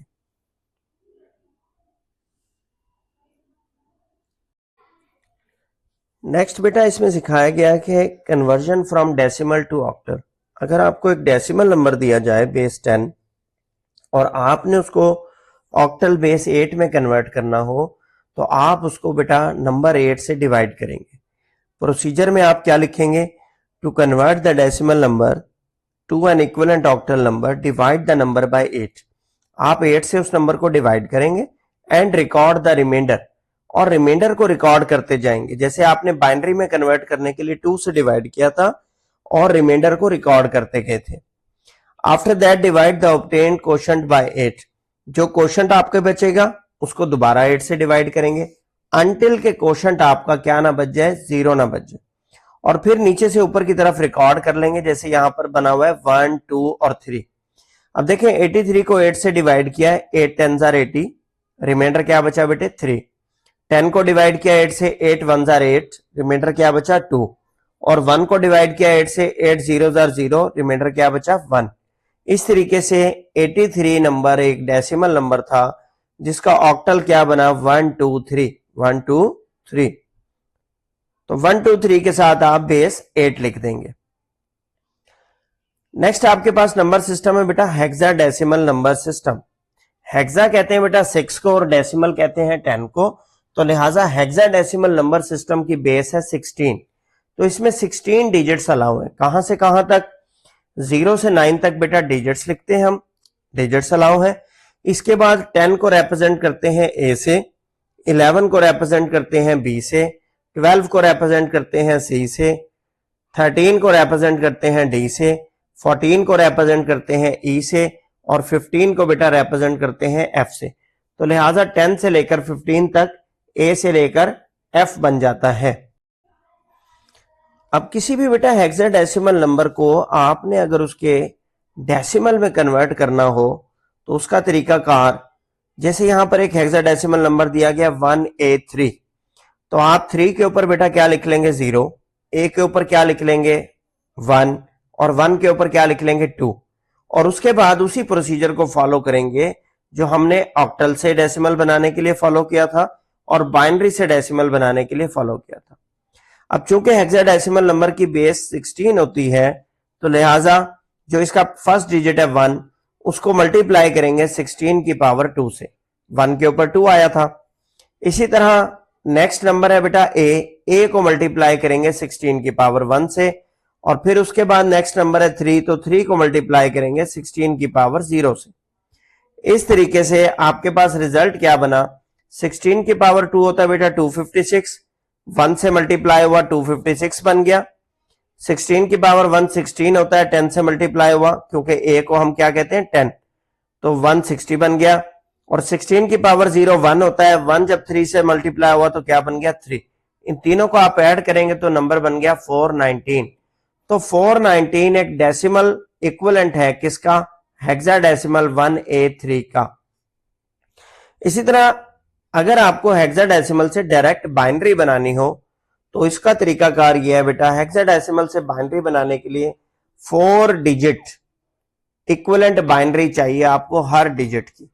4 डिजिट इक्विवेलेंट बाइनरी नंबर चाहिए हर डिजिट का, तो आप हेक्साडेसिमल से बाइनरी में डायरेक्ट कन्वर्ट कर सकते हैं। नीचे अगर मैं आपको टेबल दिखाऊं तो आपको उससे समझ आ सके, जैसे 0 की बाइनरी 0 ही होती है लेकिन उससे पीछे 3 क्या लगते हैं फालतू 0। 1 की बाइनरी 1 होती है लेकिन उसके पीछे 3 0। 2 की बाइनरी 1 0 होती है, 2 डिजिट बचते थे, पीछे 2 0 लग गए। इस तरीके से आपने इस टेबल में 0 से लेकर f तक, मतलब 0 से लेकर 15 तक तमाम डिजिट्स की 4 बिट बाइनरी लिख ली। अब आपको कोई भी हेक्साडेसिमल डिजिट दिया जाए तो आप आसानी उसको कन्वर्ट कर लेंगे उसकी बाइनरी रिप्रेजेंटेशन। इस वक्त आपकी स्क्रीन पर एक हेक्साडेसिमल डिजिट लिखा हुआ है D6B2, D6B2। अब अगर आपको इसकी बाइनरी कन्वर्ट करनी हो D6B2 की, तो आप क्या करेंगे बेटा, 1 बाय 1 पहले D की बाइनरी देखेंगे 1101 और यहां लाके रिप्लेस कर देंगे, देखें 1101। फिर उसके बाद क्या है 6 की बाइनरी नोट करें 0110, वो रिप्लेस कर दी आपने। फिर है बी हम कहते हैं 11 को, 11 की बाइनरी आपके पास टेबल में क्या है 1011 रिप्लेस कर दी।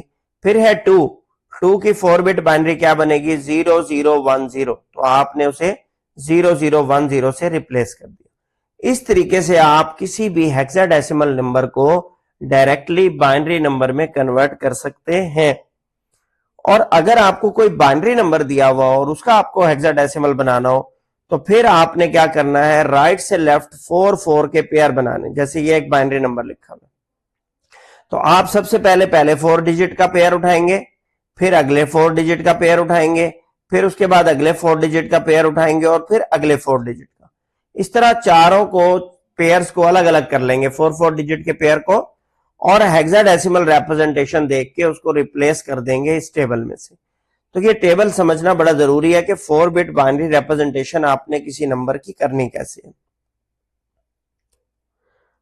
नेक्स्ट है बेटा, अगर डेसिमल से हेक्साडेसिमल करना हो तो उसका क्या तरीकाकार है। अब जब आपने डेसिमल से हेक्साडेसिमल में कन्वर्ट करना है, तो आपने बेस 16 है चूंकि हेक्साडेसिमल की, तो 16 से डिवाइड करना है और रिमाइंडर को रिकॉर्ड करते चले जाना है उस वक्त तक जब तक आपका क्वोशंट 0 ना रह जाए। तो सबसे पहला स्टेप आप क्या लिखेंगे, convert the decimal number to absolute value by dividing it to 16, record the quotient and the remainder. Quotient और रिमाइंडर दोनों को रिकॉर्ड करें, divide continuously up to the quotient is 0, उस वक्त तक डिवाइड करते रहें जब तक कि आपका क्वोशंट 0 ना रह जाए। और जब क्वोशंट 0 रह जाए तो नीचे से ऊपर इसको क्या कर ले, रिकॉर्ड। जैसे यहां पे बना 8, 15 और 9, 15 को हम क्या लिखते हैं F, तो ये हो गया 8, F और 9। अब आपके पास नंबर बेटा दिया गया 2297, 2297 को आपने 16 से डिवाइड किया, 143 आया और रिमाइंडर क्या बचा 9। इसी तरह 143 को आपने 16 से डिवाइड किया, अब आप 143 को 16 से डिवाइड किया तो क्वोशंट आया 8 और रिमाइंडर बचा बेटा 15। इसी तरह आपने 8 को 16 से डिवाइड किया तो 16 0 और क्या बचा आपके पास रिमाइंडर 8। तो आपने ये रिकॉर्ड कर लेना है 8, 15 और 9, ठीक है। तो 15 किस में कन्वर्ट हो जाएगा, F में, 8, F और 9 आपका इक्विवेलेंट हेक्साडेसिमल नंबर बन गया। अगर आपको इस डिवीजन में इशू आए तो आप अपने कैलकुलेटर का इस्तेमाल करें, 2297 को 16 से डिवाइड करें और नंबर डेसिमल में आएगा, तो जो पॉइंट से पहले वाली डिजिट आएगा वो 143 आएगा। 143 को 16 से मल्टीप्लाई करें, जो आंसर आएगा तो 2297 से माइनस कर दें, रिमाइंडर आ जाएगा आपके पास 9। इसी तरह 8 को 16 से मल्टीप्लाई करें, जो आंसर आएगा 143 से माइनस करें, रिमाइंडर आ जाएगा 15। इस तरीके से भी आप इन रिमाइंडर्स को रिकॉर्ड कर सकते हैं। नेक्स्ट है बेटा आपके पास data representation in computing systems. अब जो आपके कंप्यूटर्स हैं वो डेटा को कैसे स्टोर करते हैं, वो डेटा को स्टोर करते हैं बेटा न्यूमेरिकल रिप्रेजेंटेशन में। अगर आपके पास काउंटिंग वाला डेटा हो जिसके अंदर नंबर के नेगेटिव होने का चांस नहीं है, नॉन नेगेटिव नंबर्स है, नॉन नेगेटिव इंटीजर है, तो उसके लिए होल नंबर्स का इस्तेमाल किया जाता है। होल नंबर का सेट बेटे स्टार्ट होता है 0 से और आगे चलता चला जाता है 0, 1, 2, 3, 4, 5, 6 एंड सो ऑन।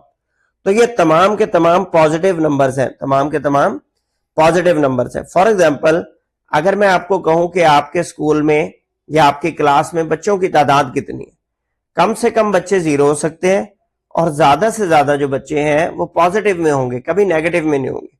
इसके अलावा इसमें पॉइंट वाला नंबर भी कभी नहीं आता। तो लिहाजा होल नंबर्स या नॉन नेगेटिव इंटीजर्स जो है वो काउंटिंग पर्पस के लिए इस्तेमाल होते हैं। कंप्यूटिंग में भी होल नंबर्स को इस्तेमाल किया जाता है उन नंबर्स के लिए जो ना तो नेगेटिव हो सकते हैं और ना ही पॉइंट वाले हो सकते हैं, डेसिमल डिजिट होते हैं।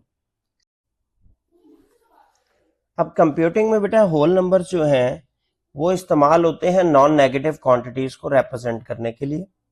जैसे मैंने आपको बताया कि students in a school, person की एज इन ईयर्स, आपके ग्रेड्स हो गए, इसमें नेगेटिव नंबर नहीं आ सकता।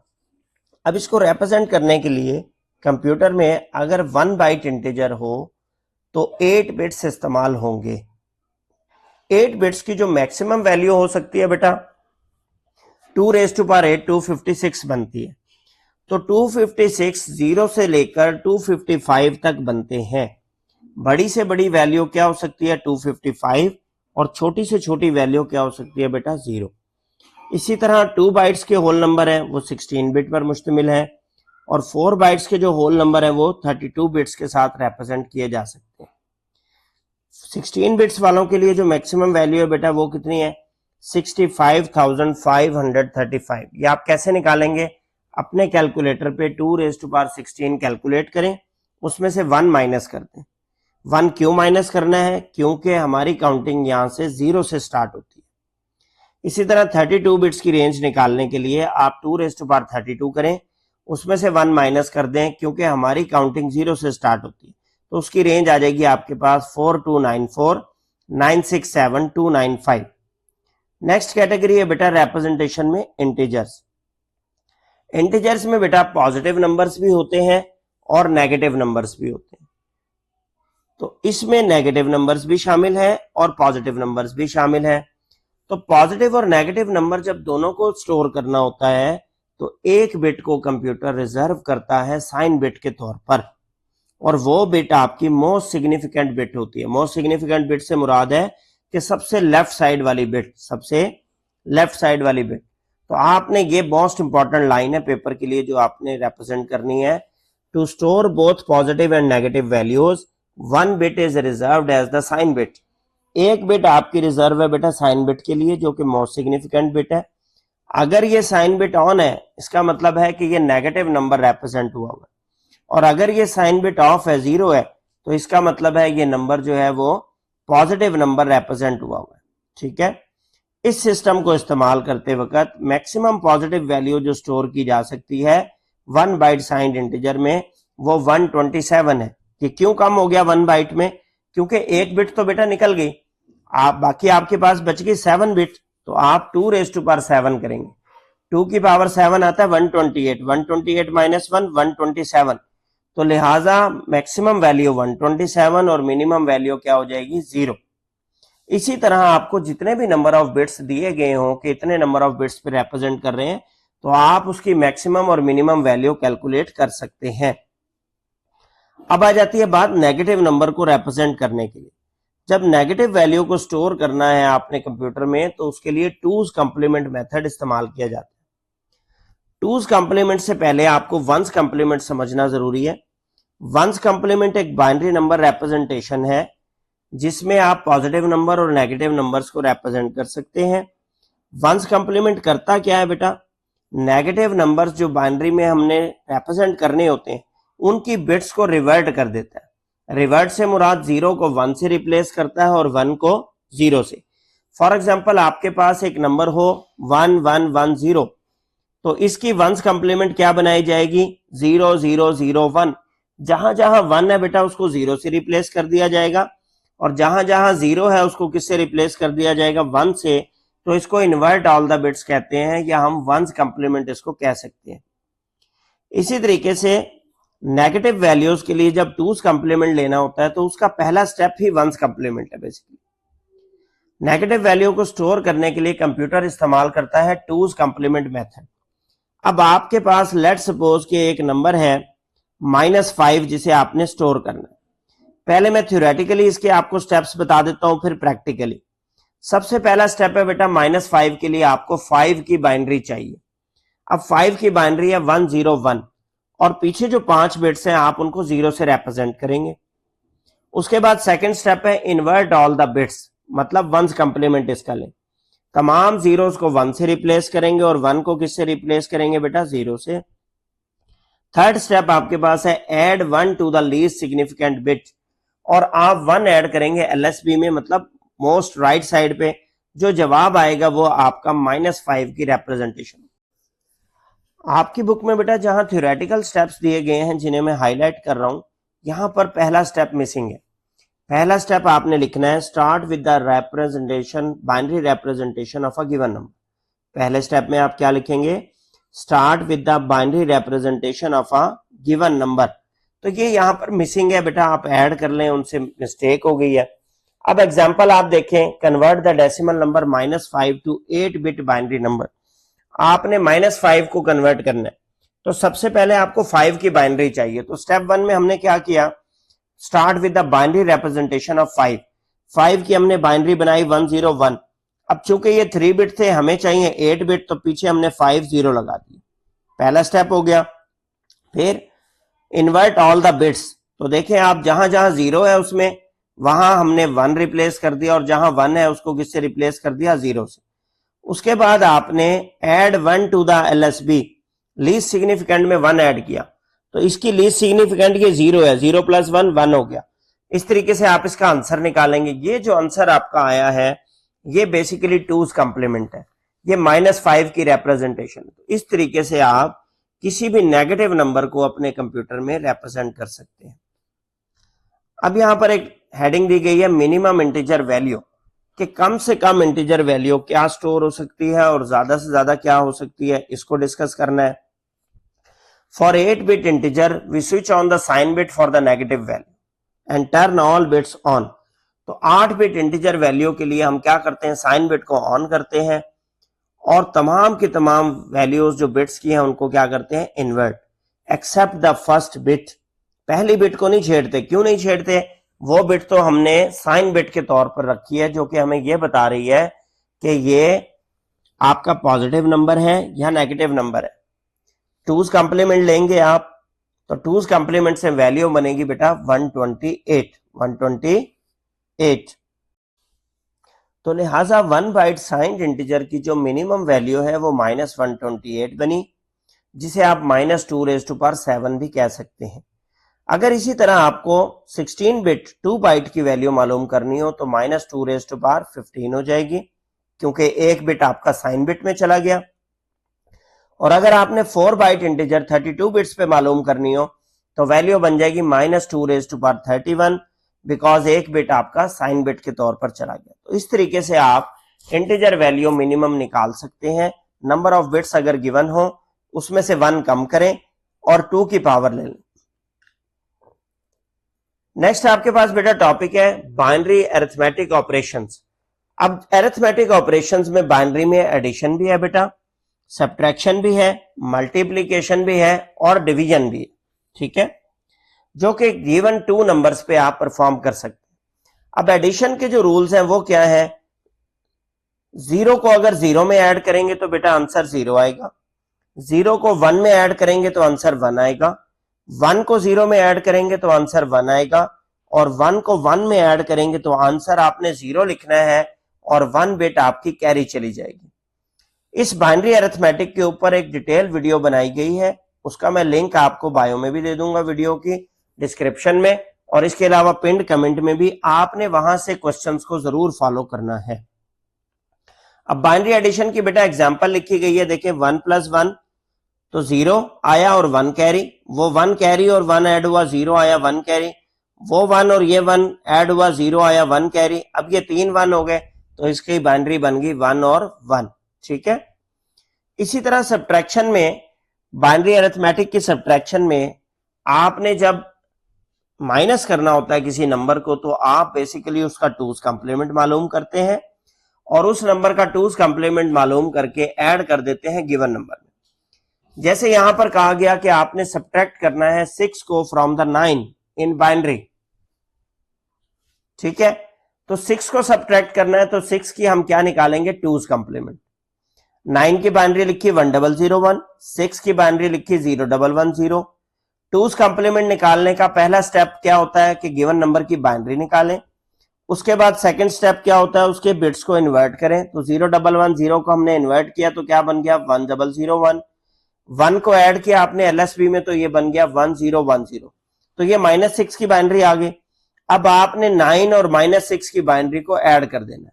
तो 9 की बाइनरी थी 1001 बेटा, और -6 की बाइनरी आई है 1010, दोनों को आपने ऐड किया, ये बन गया 10011, जिसमें से 4 बिट पे चूंकि हम काम कर रहे थे तो लेफ्ट साइड वाला 5th बिट हम क्या कर देंगे, ड्रॉप कर देंगे, डिस्कार्ड कर देंगे। तो हमारा आंसर बना 0011 जो कि 3 की बाइनरी बनता है, और 9 - 6 बनना भी क्या चाहिए, 3 ही बनना चाहिए।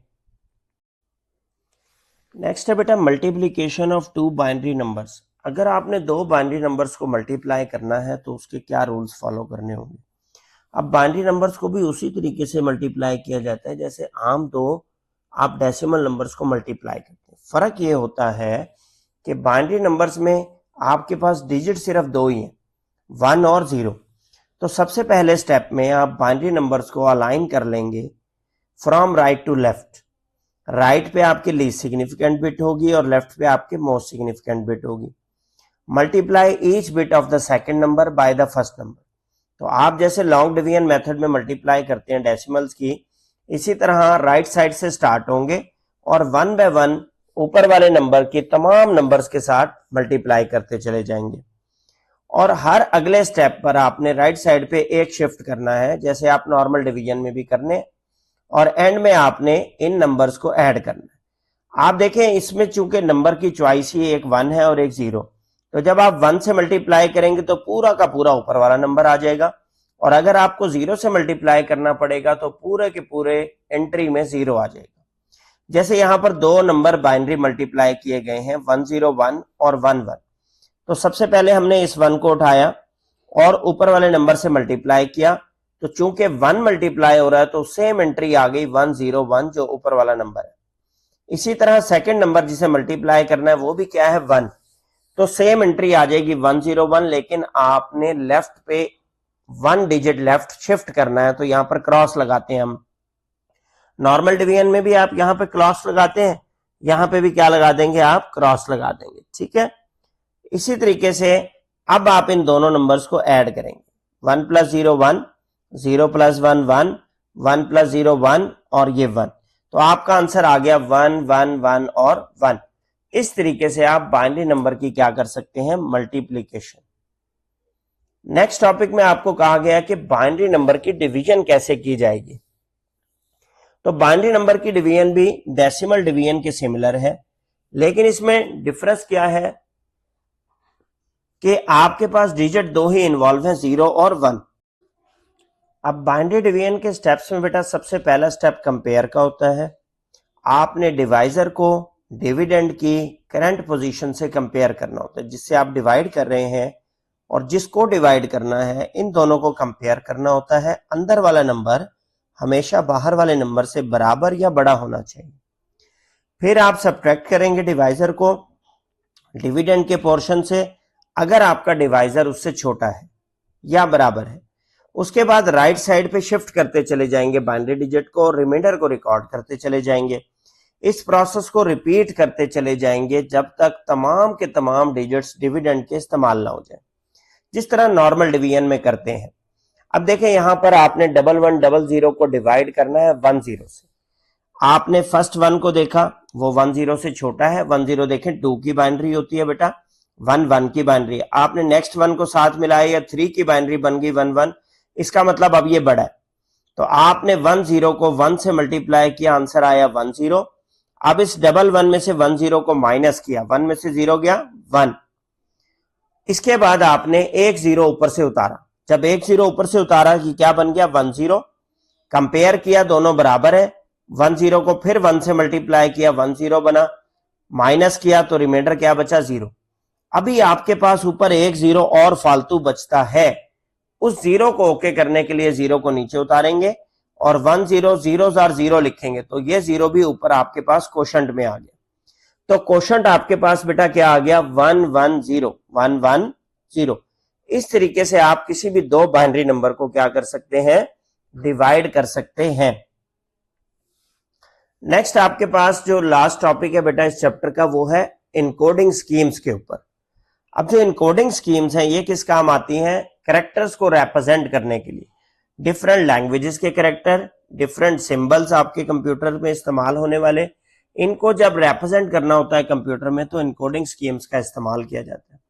सबसे मशहूर जो इनकोडिंग स्कीम है मार्केट में मौजूद वो है ASCII. ASCII stands for American Standard Code for Information Interchange. ASCII से क्या बनता है? A for American, S for standard, C for code, I for information और आई फॉर इंटरचेंज। तो ये बन गया बेटा American Standard Code for Information Interchange. Character encoding standard है ये, जो कि कंप्यूटर्स में डिफरेंट किस्म के सिंबल्स को रिप्रेजेंट करवाते हैं। अब तमाम अल्फाबेट्स आपके, तमाम नंबर्स आपके, तमाम सिंबल्स, इनको कोड असाइन कर दिया जाता है 0 से लेकर 127 के दरमियान। आस्की जो है डिफरेंट कंप्यूटर और डिवाइसेस को टेक्स्ट इंफॉर्मेशन रिलायबल तरीके से, सिक्योर तरीके से एक दूसरे के साथ एक्सचेंज करने की मदद करता है। फॉर एग्जाम्पल एक वर्ड है पाकिस्तान, अगर आपने इसे इनकोड करना हो आस्की में तो आस्की टेबल चार्ट हम इस्तेमाल करेंगे। पी की आस्की, कैपिटल पी की बेटा 80, स्मॉल ए की आस्की 97, के की आस्की 107, इसी तरह आई लेटर की आस्की 105, एस की आस्की 115, टी की आस्की 116, स्मॉल ए की 97 और एन की 110। तो इन आस्की नंबर्स की रिप्रेजेंटेशन की जाएगी कंप्यूटर में। अब आपका सवाल होना चाहिए कि सर ये आस्की नंबर हमें कैसे पता चलेंगे? तो इसके लिए बेटा आपकी बुक में एक टेबल दिया गया है आस्की इनकोडिंग कैरेक्टर्स का। इसमें आपके कीबोर्ड पे मौजूद तमाम कैरेक्टर की आस्की इनकोडिंग नंबर्स लिखे गए। स्पेस के लिए क्या आस्की कोड है? 32, एक्सक्लेमेशन मार्क के लिए 33, कोटेशन के लिए 34, हैश के लिए 35। इस तरीके से आप इनको नोट कर सकते। अब सारों को रट्टा लगाने की आपको जरूरत नहीं है। बहरहाल एमसीक्यूज के लिए अगर कोई बच्चा अपनी दिलचस्पी के लिए तैयार करना चाहे तो जरूरी है, अदरवाइज आपको कैपिटल एबीसी और स्मॉल एबीसी कम से कम इनके जरूर आने चाहिए। अब इनके आस्की याद करने बड़े आसान है। कैपिटल ए का आस्की है बेटा 65। अब इसने कैपिटल जी तक तरतीब से ही चलना है, तो 66, 67, 68 आप तरतीब से याद कर लेंगे इसको। इसी तरह स्मॉल एबीसी में अगर आप आएंगे तो स्मॉल एबीसी में मैं आपको बताता हूं बेटा, स्मॉल ए की आस्की है 97, तो 97 से शुरू हो जाएंगे और स्मॉल जी तक इसी तरीके से तरतीब में आप याद कर लेंगे। तो आपको अगर भूल भी जाए तो स्मॉल ए की 97 लिख के एबीसी का नंबर निकाल लें और ये आस्की नंबर निकाल लेंगे आप। तो जी, स्मॉल जी की आस्की होती है 122। इस तरह आप इस आस्की टेबल को कैपिटल ए से लेकर जी तक और स्मॉल ए से जी तक मेमोराइज आराम से कर सकते हैं। नेक्स्ट इनकोडिंग स्कीम जो बेटा आपकी बुक में दी गई है वो है extended ASCII. Extended ASCII basically ASCII का नेक्स्ट वर्जन है। आस्की बेटा 7 बिट इनकोडिंग स्कीम है, जबकि एक्सटेंडेड आस्की जो है वो 8 बिट इनकोडिंग स्कीम है। तो 8 बिट्स पर काम करती है। इसका मतलब है 2⁸ बनता है 256। तो ये वाला वर्जन इसका 256 कैरेक्टर्स को रिप्रेजेंट कर सकता है एट अ टाइम। लिहाजा आपकी जो ओरिजिनल आस्की इनकोडिंग स्कीम है वो 7 बिट पे काम करती है, 128 कैरेक्टर को रिप्रेजेंट कर सकती है, जबकि एक्सटेंडेड आस्की जो है वो क्या कर सकती है? 8 बिट पे काम करती है। इसकी वजह से ये 256 कैरेक्टर्स को रिप्रेजेंट कर सकती है। ये मेजर डिफरेंस है इसका, बाकी तरीकाकार सेम है। फिर आपके पास नेक्स्ट जो इनकोडिंग स्कीम है वो है यूनिकोड। यूनिकोड एक अटेम्प्ट की गई थी तमाम ग्राफिकल कैरेक्टर्स को मैप करने की। दुनिया के जो पुराने राइटिंग सिस्टम्स थे उनमें नामों की बजाय निशानात इस्तेमाल किए जाते थे। उन निशानों को रिप्रेजेंट करने के लिए, ग्राफिकल कैरेक्टर्स को रिप्रेजेंट करने के लिए यूनिकोड इनकोडिंग स्कीम लॉन्च की गई।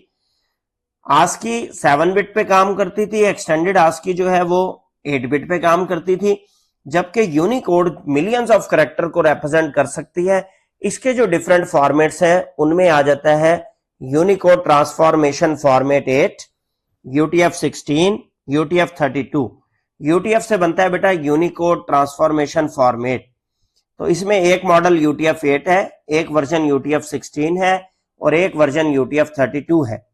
अब इनके नाम ही आपको बता रहे हैं। UTF-8 जो है यकीनी बात है उसकी कैपेसिटी कम होगी, UTF-16 की उससे ज्यादा होगी और UTF-32 की उससे भी ज्यादा होगी। कैसे ज्यादा होगी? UTF-8 बेटा वेरिएबल लेंथ इनकोडिंग स्कीम है। इसका मतलब क्या है वेरिएबल लेंथ का? कि ये 1 बाइट से लेकर 4 बाइट्स तक इस्तेमाल करता है। UTF-8 बैकवर्ड कंपैटिबल है आस्की के साथ, कि आस्की के नंबर्स को भी रिप्रेजेंट कर सकता है और अपने सिस्टम को भी। It means it can understand and use the older ASCII encoding scheme. तो अगर कोई पुरानी इनकोडिंग स्कीम आस्की वाला रिप्रेजेंटेशन यूटीएफ को दिया जाए तो यूटीएफ को इससे कोई प्रॉब्लम नहीं है।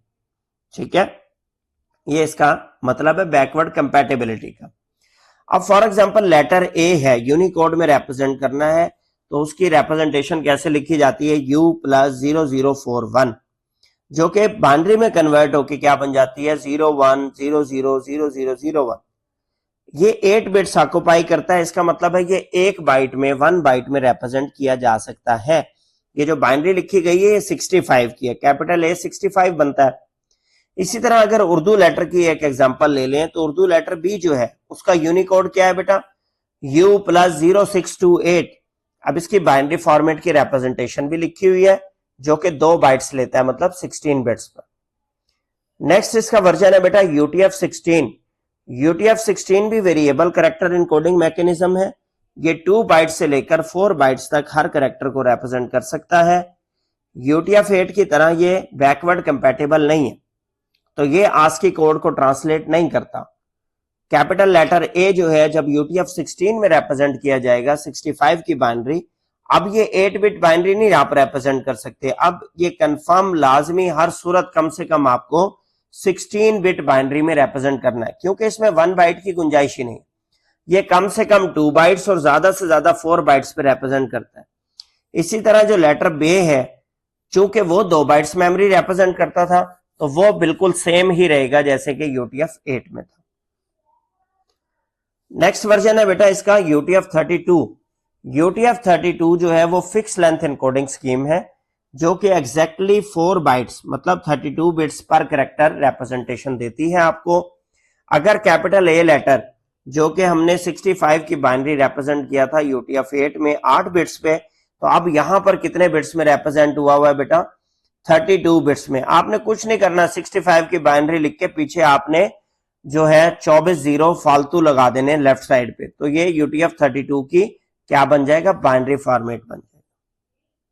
नेक्स्ट आपसे पूछा गया बेटा हाउ कंप्यूटर स्टोर फाइल्स। तो हम बार बार इस चैप्टर में भी डिस्कस कर चुके कि कंप्यूटर फाइल स्टोर करता है हमेशा बाइनरी फॉर्मेट में, बाइनरी डाटा में 0 और 1 की फॉर्म में, चाहे वो फाइल टेक्स्ट फाइल हो, चाहे वो फाइल इमेज फाइल हो, चाहे वो फाइल ऑडियो फाइल हो, और चाहे वो फाइल आपकी वीडियो फाइल हो। तो किसी भी किस्म की फाइल के डाटा को कंप्यूटर में स्टोर हमेशा बाइनरी फॉर्म में ही किया जाएगा। स्टोरेज डिवाइसेस में बेटा कुछ कैटेगरीज लिखी गई हैं। सबसे पहले हार्ड डिस्क ड्राइव है, ये स्पिनिंग डिस्क है, इलेक्ट्रोमैग्नेटिक वर्जन है। इसमें लार्ज स्टोरेज कैपेसिटी मौजूद है, 1 terabyte, 2 terabyte, 4 terabyte, 10 terabyte market में मौजूद है। डाटा रीड भी आप कर सकते हैं इससे, डाटा राइट भी। इसके अलावा इसकी एक और कैटेगरी स्टोरेज डिवाइस में solid state drive, solid state disk भी कहते हैं, SSD ड्राइव मौजूद है। ये थोड़ी सी आपकी हार्ड डिस्क ड्राइव से महंगी होती है, ये फ्लैश मेमोरी पे काम करती है, इसकी परफॉर्मेंस बेटर है, इसकी स्पीड बेटर है, इस वजह से फास्टर एक्सेस टाइम होता है। थर्ड कैटेगरी है क्लाउड स्टोरेज। क्लाउड स्टोरेज का मतलब है कि आप ओवर द इंटरनेट आपने किसी रिमोट सर्वर पे, रिमोट कंप्यूटर पे स्टोरेज परचेज की हुई है, आपको लॉगिन मिला हुआ है, ओवर द इंटरनेट आप अपना लॉगिन करते हैं, अपनी फाइल्स को वहां पर अपलोड करते हैं और स्टोर करते हैं, तो ऐसी स्टोरेज को बेटा क्लाउड स्टोरेज कहते हैं। अब at the end of the chapter उसने आपको कुछ डाटा बाइट्स की रिप्रेजेंटेशन दी गई है जो कि MCQs में आ सकती हैं, शॉर्ट क्वेश्चन में आ सकती हैं। सबसे छोटा बेटा डाटा साइज क्या होता है, बिट। बिट बाइनरी डिजिट है, 0 या 1 हो सकता है। उसके बाद 4 बिट्स का बेटा निबल होता है। ये दो इंफॉर्मेशन आप इसी टेबल में ऐड कर लें, यहां लिखी नहीं हुई। 4 बिट्स का क्या होता है बेटा, 1 निबल, NIBBLE। फिर 8 बिट्स के ऊपर मुश्तमिल होता है एक बाइट आपका। अगर इस तरह के 1024 बाइट्स हों तो मिलकर क्या बन जाते हैं, 1 किलोबाइट। अगर 1024 किलोबाइट्स हों तो इसको 1 मेगाबाइट कहते हैं। 1024 मेगाबाइट्स को 1 गीगाबाइट कहते हैं। 1024 गीगाबाइट्स को 1 टेराबाइट कहते हैं। 1024 टेराबाइट को 1 पेटाबाइट कहते हैं। 1024 पेटाबाइट्स को 1 एक्साबाइट कहते हैं। 1024 एक्साबाइट्स को 1 जेटाबाइट कहते हैं और 1024 जेटाबाइट्स को बेटा 1 योटाबाइट कहते हैं, जो लार्जेस्ट मेमोरी यूनिट है, डाटा साइज का यूनिट है कंप्यूटिंग डिवाइसेस में। तो यहां पर बेटा आपका चैप्टर जो है 1 कंप्लीट हो जाता है एक्सप्लेनेशन। इसके अलावा मैंने इसकी बाइनरी अरिथमेटिक की और आपके डेसिमल टू नंबर कन्वर्जन जो है decimal to binary, octal, hexadecimal, उनकी अलग वीडियो बनाई हुई है, उसको आप जरूर देखें क्योंकि प्रैक्टिकल ओरिएंटेड वीडियोस वो हैं। मैंने आपको रजिस्टर पे समझाने की वहां पर कोशिश की है ताकि आपको तमाम कन्वर्जन सिस्टम और बाइनरी एडिशन सब्ट्रैक्शन समझ आ जाए। उसमें एक्सरसाइज के क्वेश्चंस का भी सोल्यूशन आपको वहीं पर दिया गया। इस लेक्चर में से अगर आपका कोई क्वेश्चन हो, कोई क्यूरी हो, कमेंट हो, कोई चीज ना समझ आई हो तो आप वीडियो के कमेंट सेक्शन में पूछ लें, इंशाल्लाह वहां पे उस कॉन्सेप्ट को मजीद एक्सप्लेन कर देंगे।